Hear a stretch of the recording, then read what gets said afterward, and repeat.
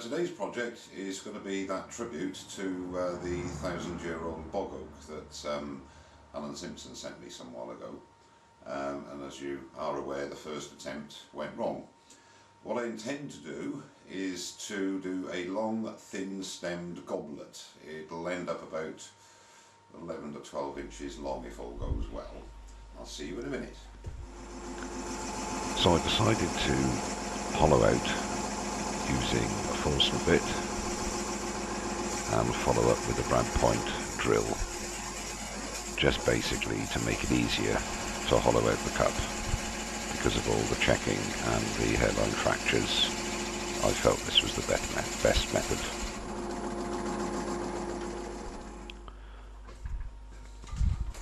And now the brad point bit, just to create a little dish at the bottom to aid my starting of the finishing off of the hollowing out.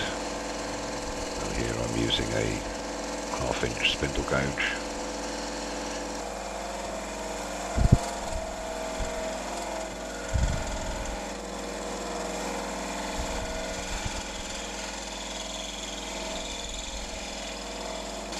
And this method is working quite well.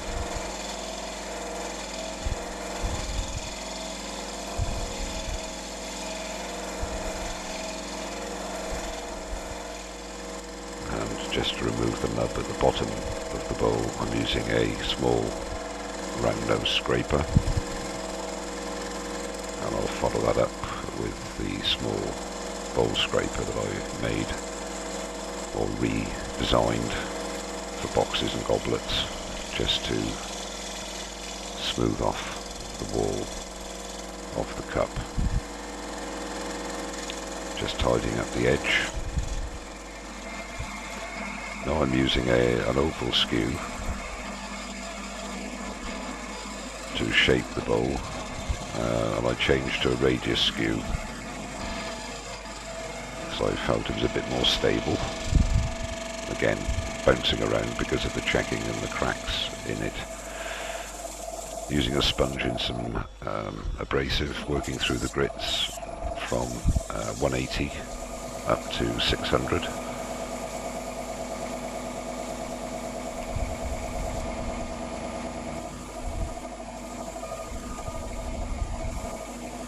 Leave a nice smooth finish, blowing off the dust, excess dust.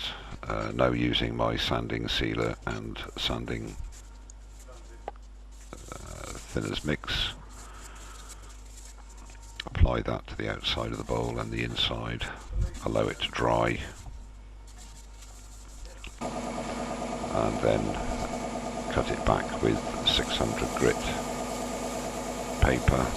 I'm using this instead of the wire wool because of the checking and the cracks where the wire wool will get trapped in there. So that's why I'm using the 600 grit paper.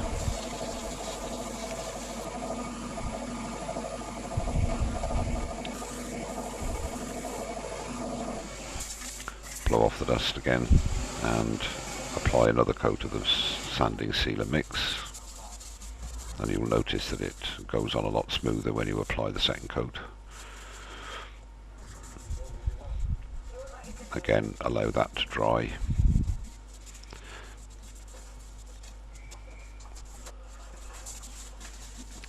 Wipe off any excess.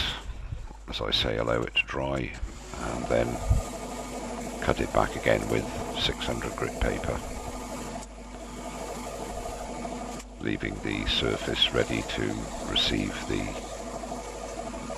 final coating of wax.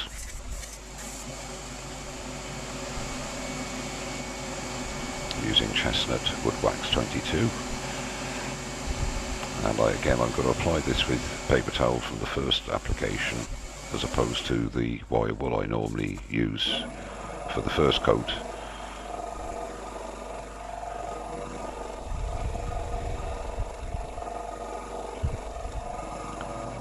And there's the bowl finished after 2 coats of wax.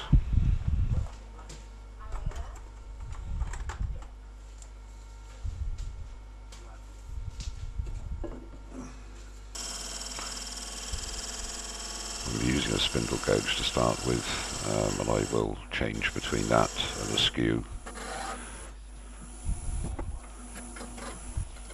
Basically this is trial and error for me on this one.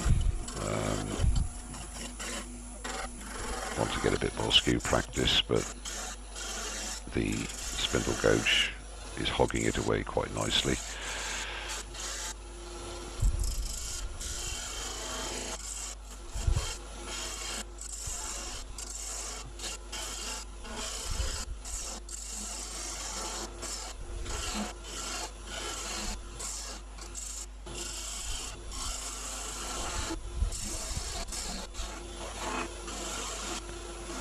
Decided to make a little bead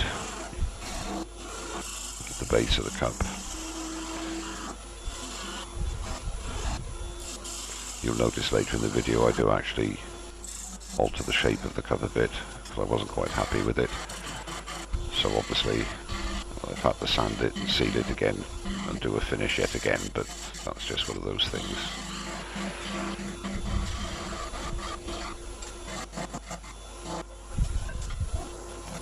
Just using a diamond parting tool just to get this stem the right depth, and there you can see where I've changed the design of the cup slightly. I think it looks a little nicer than the first design.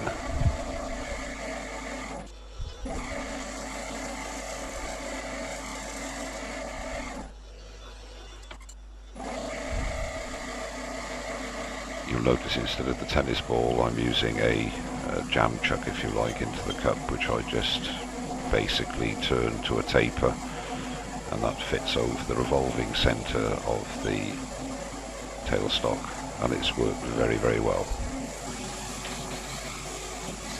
Just sanding again through the grits,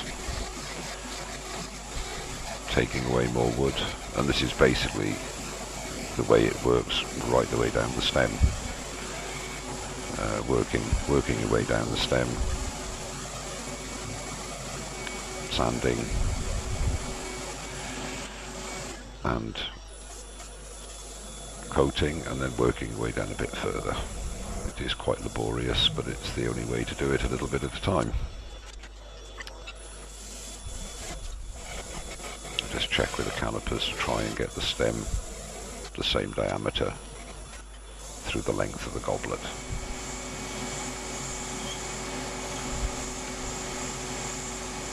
Again, sanding up through the grits now.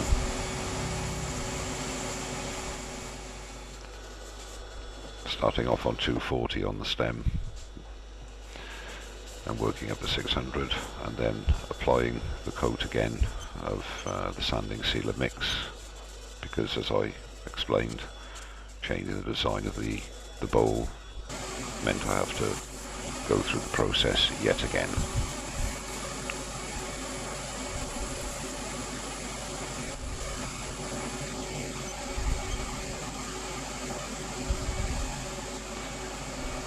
But always apply 2 coats to the bare wood. Now we're back to the wax 22, applying a couple of coats of that, and then this part of the goblet will be finished, and we'll work our way down towards the headstock, hogging away wood,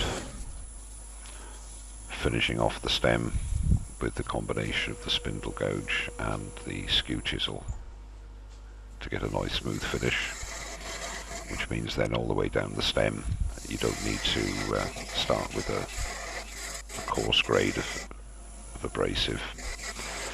One thing to note as well is that from here on in down to the finished goblet, I don't apply any sanding sealer.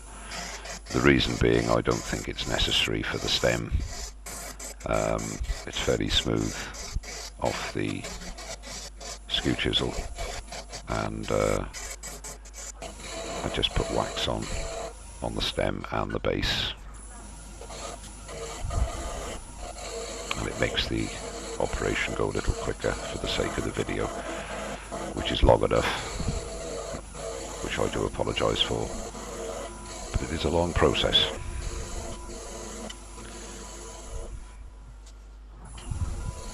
supporting the stem all the time with your index finger. It takes a bit of getting used to, but as you work your way down, it becomes easier.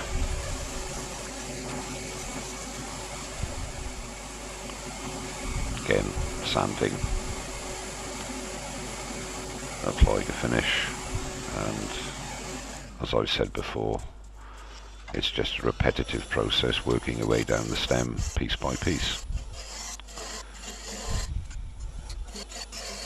I did find that working towards the headstock when removing the wood, you get a better result and less vibration, because you're pushing into the headstock where the bulk of the wood is.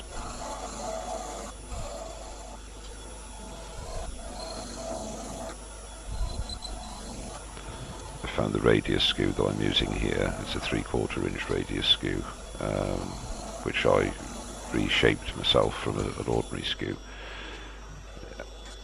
I found that easier to use than a straight skew chisel. It's a little bit more forgiving, I think. The oval skew I didn't find was beefy enough, if you like, for this operation. I'm sure with a bit more practice I'll be able to use that as well, but my advice is to use a beefier chisel for this operation in the early stages of doing these long stem goblets, until you get used to it. Working our way down the stem quite nicely now. Applying the finish again.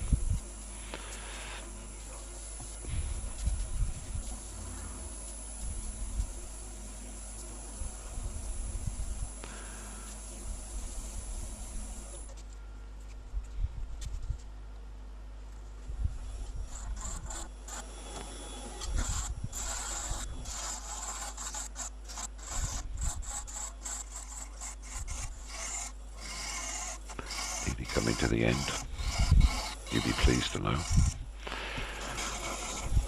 When you get to this end of the stem, it's of the piece, it's notably easier because you've got so much support from the chuck and the bulk of the wood at that end.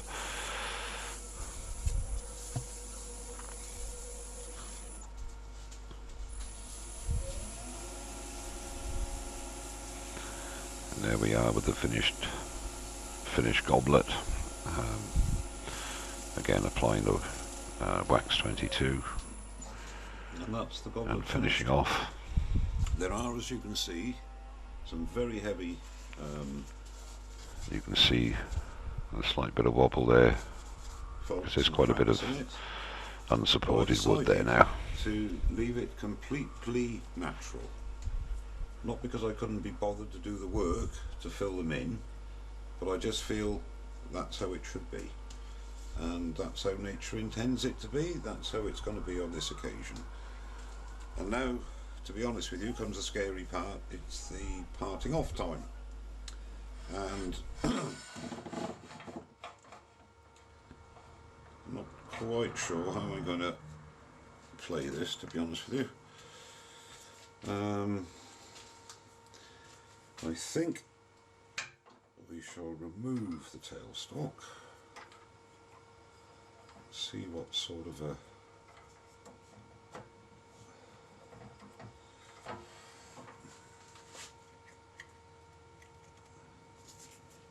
that's done a good job.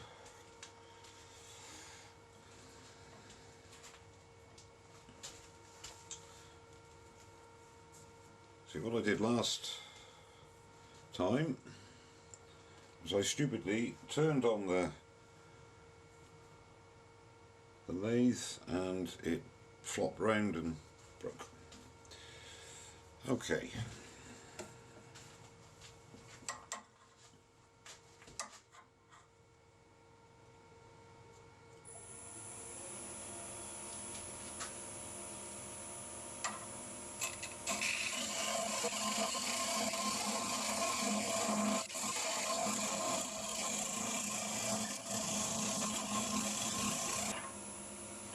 And we're away without it breaking.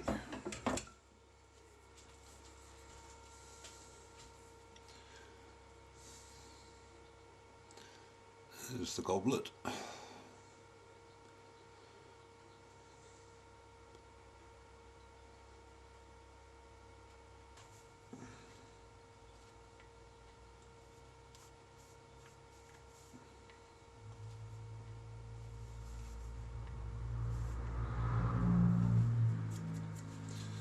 It will be sanded. I'll use a palm sander on there. So yeah, it's come out quite well, and it's testament to a 1,000-year-old bog oak. And I'll put some pictures up at the end. And thank you very much for watching, and don't forget to subscribe. Cheers now.